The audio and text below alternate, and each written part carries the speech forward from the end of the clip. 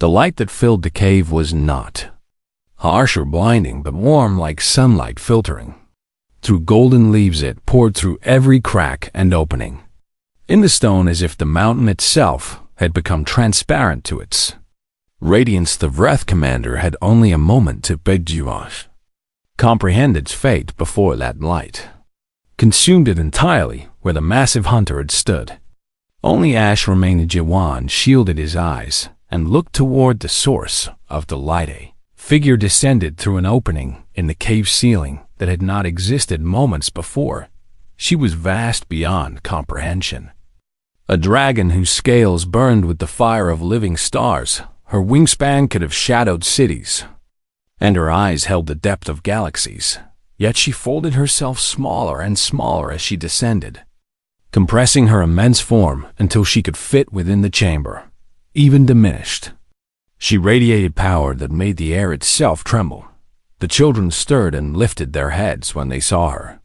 They cried out in voices that held no translation, pure emotion-given sound. They scrambled toward her on unsteady legs, and she lowered her great head to meet them for a long moment. The Empress of the Celani was simply a mother reuniting with her children. She nuzzled each one in turn. Her eyes closed, her body trembling with relief. Sounds passed between them, a language of clicks and harmonics that Jawan could not understand, but could feel in his bones. Then her eyes opened and fixed upon the human who knelt among the ashes of her enemies. Jawan met her gaze without flinching. He was exhausted beyond measure, wounded in a dozen places he had not noticed during the battle, and facing a being that could unmake him with a thought. But he had done nothing wrong. He had cared for children who needed care. He had protected lives that needed protection. Whatever judgment this Empress delivered, he would accept it with dignity. Advisors materialized around the Empress, smaller Ceylani in elaborate ceremonial dress.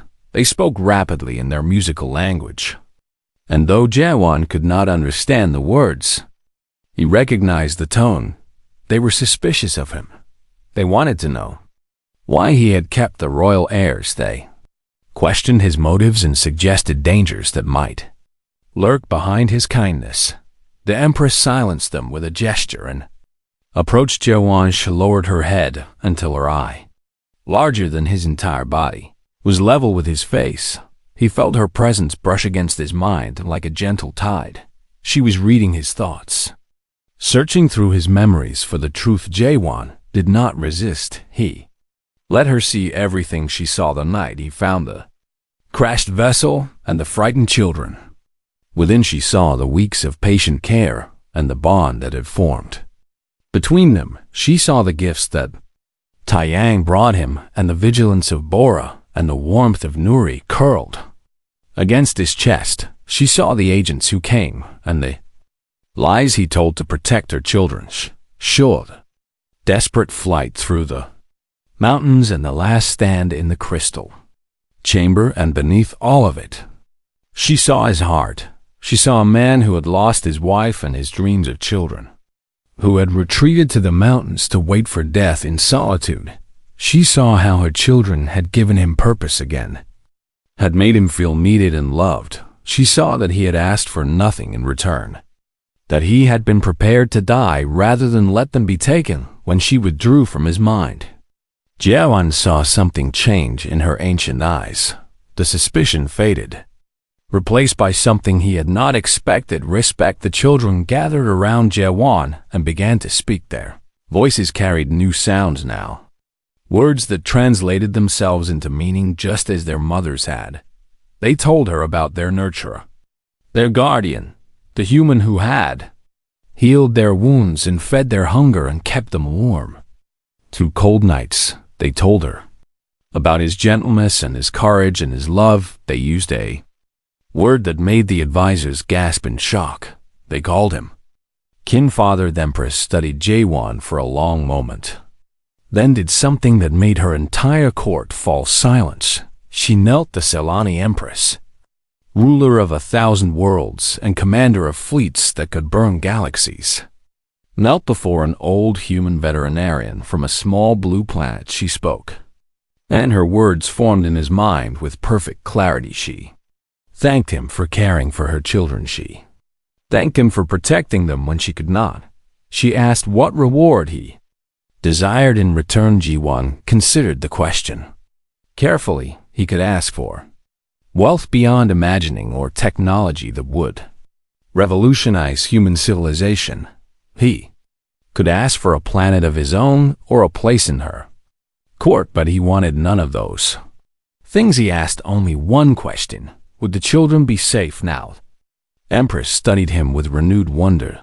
This human offered anything the stars could provide, asked only for the welfare of children who were not his own. She answered that they would be safe, that the Vreth would be hunted to extinction for their crimes, that no harm would ever touch her young again. Then she bestowed upon him a gift he had not requested. She named him kinfather to the royal heirs, a title never before granted to any being outside the Selani race. He would be honored throughout her empire for all time, and her children would always be permitted to visit their human father whenever they wished. Years passed on the small blue world. Jawan returned to his cabin, now restored and improved by Selani technology that kept him warm in winter and cool in summer. He lived longer than any human doctor could explain, his body sustained by treatments the Empress sent without being asked, and the children visited often.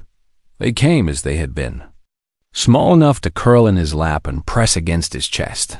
They came as they grew, larger and more magnificent with each visit. They told him of their adventures among the stars and listened to his stories of the quiet mountain life. When Jawan finally passed, peaceful and content in his sleep at an age far beyond natural human lifespan, he was not alone. 3 dragons surrounded his bed, their tears falling like liquid starlight. They carried his essence to the Selani afterworld, where souls burn eternal among the stars. And in the heart of the Selani Empire, a statue was erected that stands. To this day, it shows an old human man kneeling, with 3 small dragons in his arms. The inscription reads in 1,000 languages. He asked for nothing. He gave everything. Humanity's heart burns brighter than any star. The dark ships landed in the valley below, and creatures emerged that made Jawan's blood freeze in his veins. They stood taller than any human, their bodies covered in black armor that seemed to absorb the moonlight itself. Their faces were insectoid, with multiple eyes that glowed red in the darkness and mandibles that clicked with hungry anticipation. One creature stood apart from the others, larger and more decorated with symbols of rank. It raised a device to its face and spoke in a voice that somehow translated itself into words Jawan could understand. It demanded that the Selani young be surrendered immediately. It promised that any resistance would be met with extinction. Did not know what Selani meant, but he understood that these monsters wanted the children. He looked down at Taiyang and Bora and Nuri, saw the terror in their eyes, and felt something awaken inside him that he had not felt in decades. He felt rage. These creatures had crossed the void between stars to hunt children. They had tracked 3 frightened young ones across the universe and now demanded their surrender. Jawan was an old man with nothing but a hunting rifle and a lifetime of memories, but he would not let these monsters take his children without a fight. He grabbed his rifle and his pack and led the children deeper into the cave. This cave system extended for miles through the mountain, a labyrinth of passages that he had explored many times in his younger years. If these hunters wanted the children, they would have to catch them first. The chase began in darkness. Jawan moved through tunnels he remembered from decades past, squeezing through narrow passages and climbing over underground streams. The children followed close behind, their natural night vision allowing them to navigate the darkness better than he could behind them. The sounds of pursuit echoed through the stone. The hunters were fast, but they were not familiar with this terrain. Jawan used every advantage the caves provided. he collapsed a weak ceiling behind them. Blocking one tunnel entirely, he led them through a passage filled with deep pools. Knowing that the children could swim, while hoping the armored hunters could not, doubled back and created false trails, buying precious minutes with each deception. But the hunters were relentless. And Jawan was not young anymore. His lungs burned and his legs trembled with each step. He stumbled and fell more than once. And each time the children helped him rise and urged him forward in a large chamber lit by glowing crystals. Jawan made his stand. He positioned himself at a narrow entrance with his rifle raised and told the children to hide behind the crystal formations. The first hunter that entered received a bullet between its many eyes. It fell with a shriek that echoed through the chamber. And for a moment the other hunters hesitated. Jawan used that moment to reload and fire again. Another hunter fell. And then another, but they kept coming. And his ammunition would not last forever. When his rifle clicked empty, Jawan drew his hunting knife and prepared to fight with his hands. He was going to die in this cave. Knew that with absolute certainty, but he would take as many of these monsters with him as possible. Then something happened that he did not expect. The Yang leaped from hiding and opened its mouth to release a stream of white-hot plasma that turned two hunters to ash. In an instant, Bora emerged next, and a barrier of shimmering light materialized around Jawan, deflecting the weapon's fire that had been aimed at his heartnery. Rose last, and from her small body came a psychic scream that dropped every hunter in the chamber to their knees. Clutching their heads in agony, Jawan stared at the children in amazement. They had hidden these abilities the entire time. Perhaps afraid of frightening him, perhaps not fully understanding their own power. But now, faced with the threat to their guardian, they had unleashed everything they had. The battle was fierce but brief. The children fought with desperation and love, protecting the old man who had protected them. Hunters fell one after another until the chamber floor was littered with their remains. But the children were young, and their power had limits. Jawan watched in horror as their attacks grew weaker and their movements slower. The strain of using abilities they had never fully developed was draining them.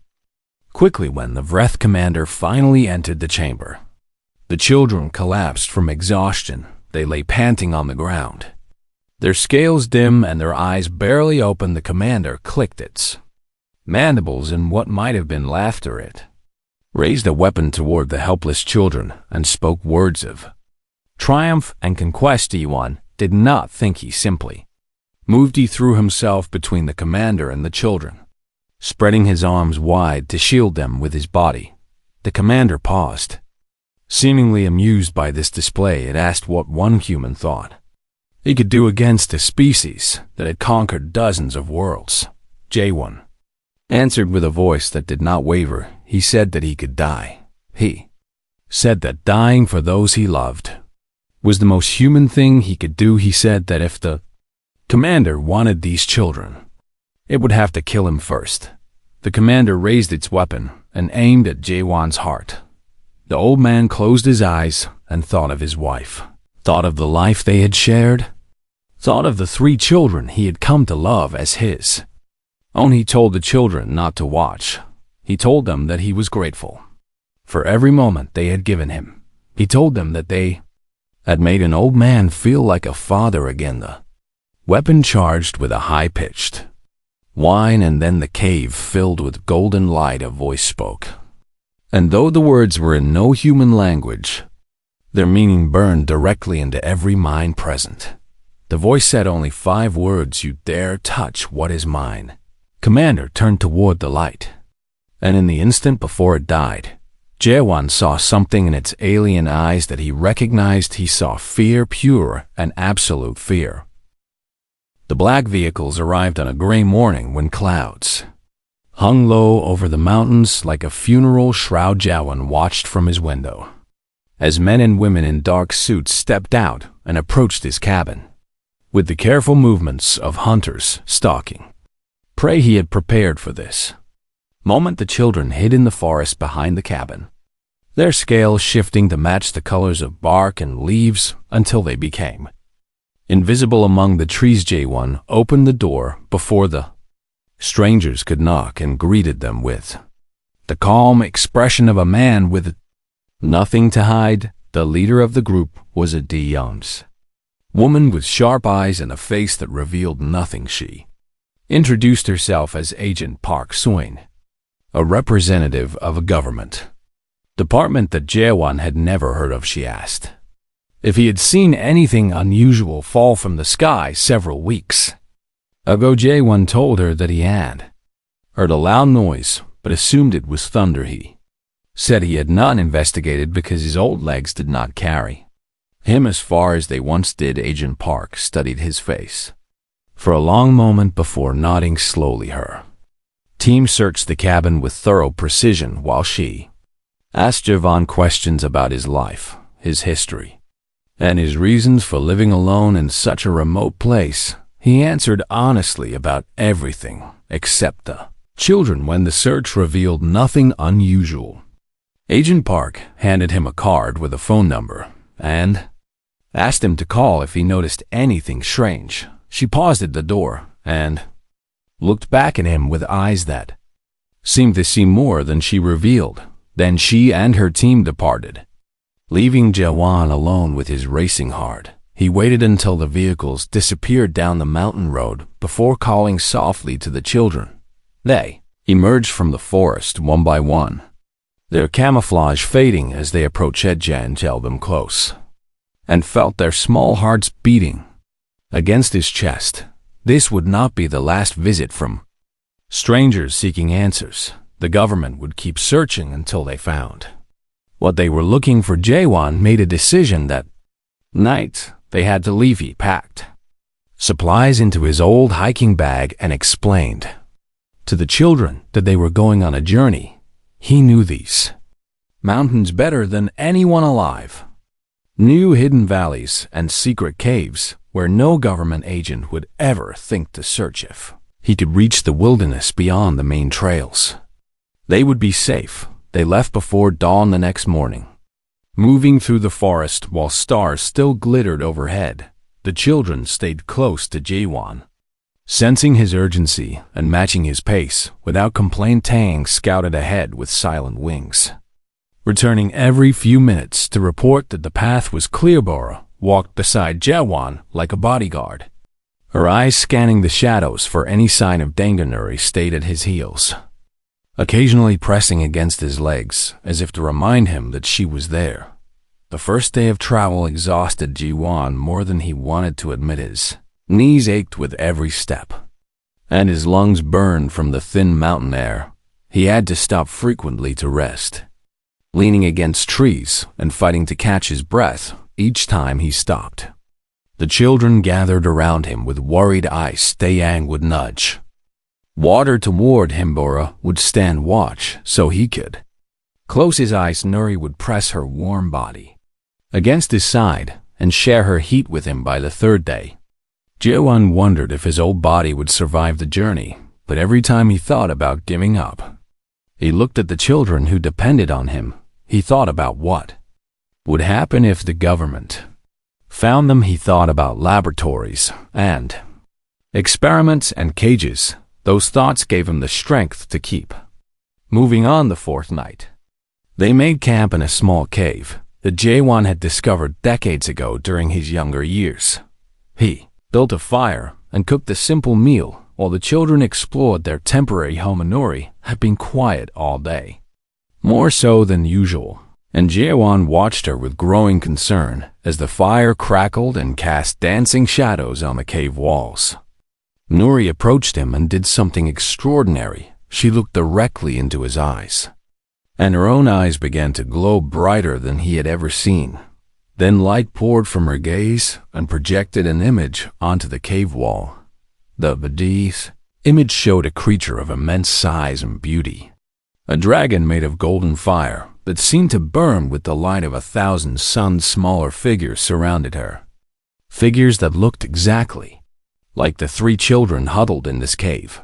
The Great Dragon War symbols on her scales that matched the symbols Jaewon had seen on the crashed vessel and on the children themselves and in the projection.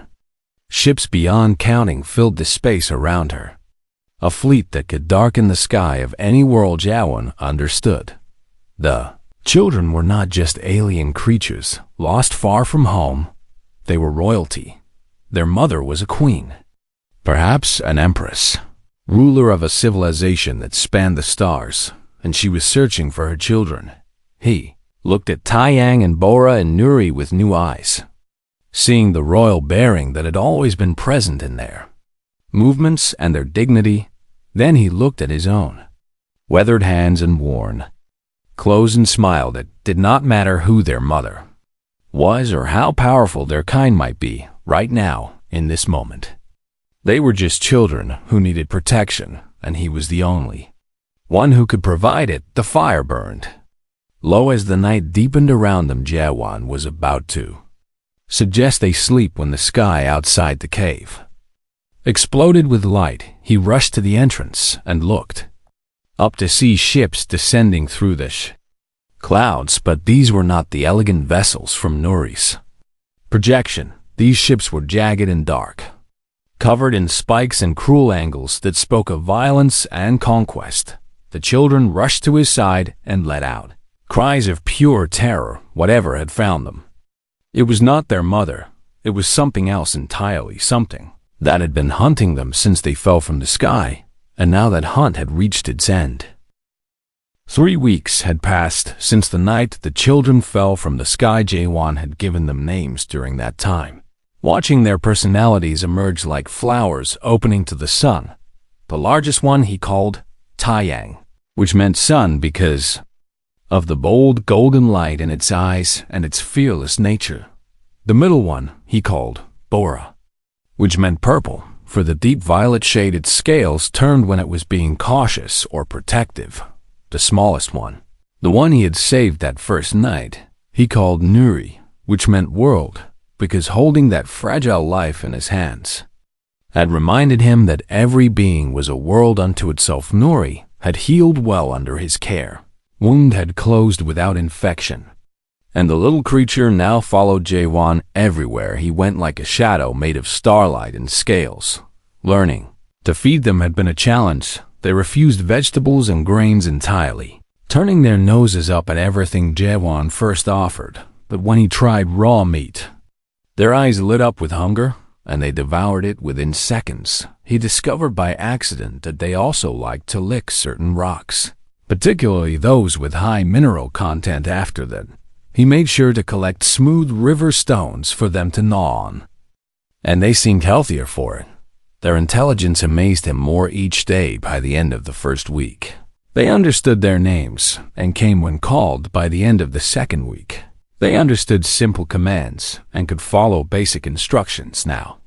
At the end of the third week, Jaewon was certain they understood most of what he said.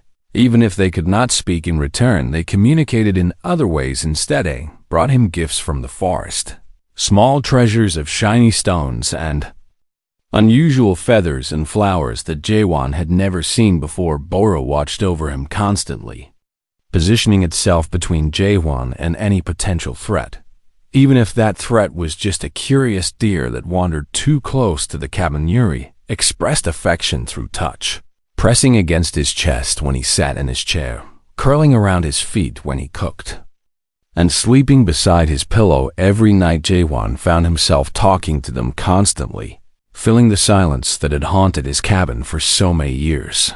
Told them about his wife and how she used to laugh at his terrible jokes. He told them about his career as a veterinarian and all the animals he had saved over the decades. He told them about his regrets, the children he and his wife had wanted but never had, the loneliness that had driven him to these mountains after her death. The creatures listened with their glowing eyes fixed on his face, and though they could not respond with words, he felt that they understood. They understood grief and loss and loneliness. They were, after all, children separated from their own mother. One evening, Jaewon sat on the porch and watched the sunset, while the three creatures played in the yard. Taeyang chase fireflies with joyful abandon, while Bora pretended to be annoyed but clearly enjoyed. The Gaminuri sat beside Jawan and watched its siblings with what looked very much like a smile. In that moment, Jawan realized that he had not felt this complete in years. These strange children had filled the empty spaces in his heart that he thought would remain hollow forever. The crashed vessel still sat in the forest, where it had fallen. Jiwan had visited it several times. Trying to understand its strange technology, most of the vessel remained a mystery, but he had found one device that still functioned. When he touched it, it projected images into the air. Ghostly holograms of star maps and symbols, and what appeared to be navigation data. He could not read the symbols, but he recognized the shape of constellations and understood that these children had traveled very far. Indeed, one projection showed a planet of impossible beauty, its surface covered in golden forests and silver oceans. Another showed cities that floated among clouds and ships that sailed between stars, and one projection showed a creature of magnificent size and power, a dragon that seemed to be made of living flame, surrounded by smaller figures that looked very much like his three children. That image told Jawan everything he needed to know. These children had a mother, and she was not from this world. The morning after that discovery, Jawan heard a sound that turned his blood cold. A helicopter flew over the mountains, its rotors beating the air like a war drum. He rushed outside and called to the children, herding them into the cabin with urgent gestures. They sensed his fear and obeyed without hesitation. The helicopter circled twice before flying away. But Jawan knew this was only the beginning. Someone had seen the crash. Someone was looking for whatever had fallen from the sky. He gathered the children close and explained that they needed to hide whenever strangers came near. They seemed to understand, their eyes growing serious as they listened. But as the helicopter's sound faded into the distance, something unexpected happened. That thing raised its head and let out a hiss of warning. Sound that emerged was not the quiet hiss Jawan had heard before. It was something deeper and more powerful, a vibration that shook the air itself. The windows of the cabin shattered instantly, glass falling like rain around them. Jawan stared at the broken windows and then at Taiyang, who looked just as surprised as he felt. These children were not helpless creatures in need of protection. They possessed power beyond anything Jawan had imagined. He knelt before them and placed his hands gently on their heads. Whatever they were, wherever they came from, they were still children who needed guidance and care and love. He promised them silently that he would provide all three for as long as they needed him, and if the world came looking for them, if soldiers and scientists and governments tried to take them away, Jawan would stand between them and anyone who meant harm. He was just an old veterinarian who would spend his life healing wounded animals. But for these children, he would become something more. He would become their protector, their guardian, their father in every way that mattered outside the cabin. The broken glass sparkled in the sunlight like scattered diamonds inside. An old man held three dragon children and made a promise that he intended to keep until his very last breath. The universe had given him one final purpose. He would not fail. The night sky above the mountains burned orange and red as something fell from the heavens. Jawan stood on his cabin porch and watched the strange light streak across the darkness like a wounded bird tumbling from flight. He had lived in these mountains for 7 years now, ever since his wife passed away and left him alone in a world that felt too quiet without her laughter. At 62 years old, he had seen many things during his decades as a veterinarian, but he had never seen anything fall from the sky with such desperate speed. The object crashed somewhere in the eastern forest, and the impact shook the ground beneath his feet. Jawan grabbed his flashlight and his old hunting jacket before heading into the trees. The forest knew him well after all these years, and he moved through the darkness with the confidence of a man who had walked these paths 1,000 times. He followed the smell of burned wood and strange metal until he found the crater What lay at the center was not a meteor or a piece of fallen satellite. It was a vessel of some kind, shaped like a teardrop and covered in symbols that glowed faintly blue in the darkness. Jaewon approached slowly, his heart beating faster than it had in years. The vessel had cracked open on impact, and from within came a sound that made him forget his fear entirely. It was a cry, high and thin and desperate, the cry of something young and frightened and hurt. Climbed down into the crater and peered through the crack in the vessel. 3 small creatures huddled together in the wreckage, their scales shimmering with colors that shifted between purple and silver and gold. They had wings pressed tight against their bodies and long tails wrapped around each other for comfort. Their eyes glowed with inner light, and when they saw him, those eyes widened with terror. Jaewon had spent his entire life caring for frightened animals. He knew that fear, knew the way it made creatures lash out or freeze or flee. He also knew that the only cure for such fear was patience and gentleness.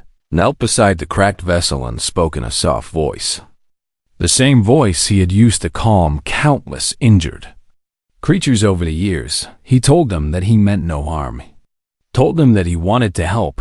He told them that everything would be all right. The creatures did not understand his words, but they seemed to understand his tone. The largest of the 3 stopped hissing and tilted its head to study him with curious eyes. The middle one remained tense but no longer tried to hide behind its siblings. The smallest one, however, did not move at all, and Jaewon saw with growing concern that dark fluid leaked from a wound on its side. He had to get them out of here and back to his cabin, moving slowly so as not to startle them. Jaewon removed his jacket and laid it flat on the ground. He gestured toward it and then toward the creatures, hoping they would understand. The largest one watched him for a long moment before making a decision. It crawled onto the jacket first, its claws gripping the fabric carefully. The middle one followed, still watching Jaewon with suspicious eyes together. They nudged the smallest one onto the jacket as well, and Jaewon's heart ached at how gently they handled their injured sibling. He wrapped the jacket around them like a bundle and lifted them in his arms.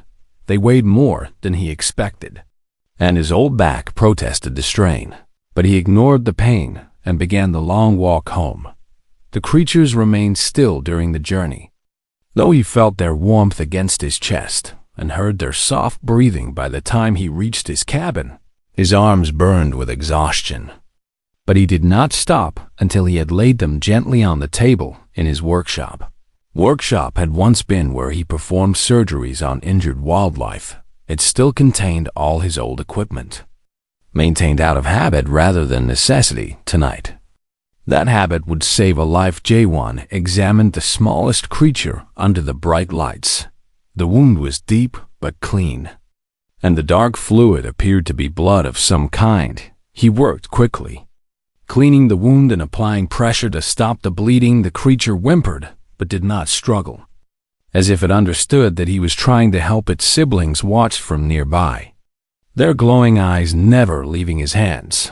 Hours passed as Jaewon worked. He stitched the wound closed with careful precision, applied bandages, and prepared a warm bed of blankets near the fireplace. The injured creature's breathing steadied, and its siblings curled around it protectively. Han sat in his chair and watched them sleep, his own exhaustion forgotten in the wonder of what lay before him. These were not animals from any forest. He knew these were not creatures from any book he had read. These children had fallen from the stars themselves as the first light of dawn crept through the windows. Jaewon noticed something strange. Symbols glowed faintly beneath the scales of all 3 creatures, pulsing in rhythm with their heartbeats. The symbols matched the ones he had seen on the crashed vessel. He did not know what they meant, but he sensed they were important. The largest creature stirred and opened its eyes. For a moment, it simply looked at Jaewon, studying him with an intelligence that seemed far beyond any animal he had ever known. Then it made a soft sound, almost like a purr, and pressed its head against his hand. Jaewon felt tears sting his eyes as he stroked the creature's warm scales. He had spent so many years alone in these mountains, caring for wounded animals and releasing them back into the wild. He had accepted that his life would end quietly, with no children to carry his memory and no family to mourn his passing. But now, sitting in the dawnlight with 3 impossible children from another world, he felt something he had not felt in years. He felt needed. He felt like a father outside the cabin. The morning sun rose over the mountains and painted the sky in shades of gold and pink, but high above, hidden by the brightness of day, something vast moved among the stars. A shadow passed across the sun for just a moment, so brief that Jaewon did not notice. But the 3 creatures noticed. They lifted their heads and looked toward the sky. And in their glowing eyes, Jaewon saw something that might have been hope somewhere far beyond the reach of human eyes. A mother searched for her children. She commanded fleets that could burn worlds to ash. She ruled an empire that spanned 1,000 stars. And she would never stop looking until she found them. But for now, the children slept safe and warm in a cabin on a small blue world, watched over by an old man who had already decided that he would protect them with everything he had. The universe was vast and full of wonders and terrors beyond human understanding, but in that small cabin, in that quiet moment, there was only love, and sometimes love is enough to change the fate of worlds.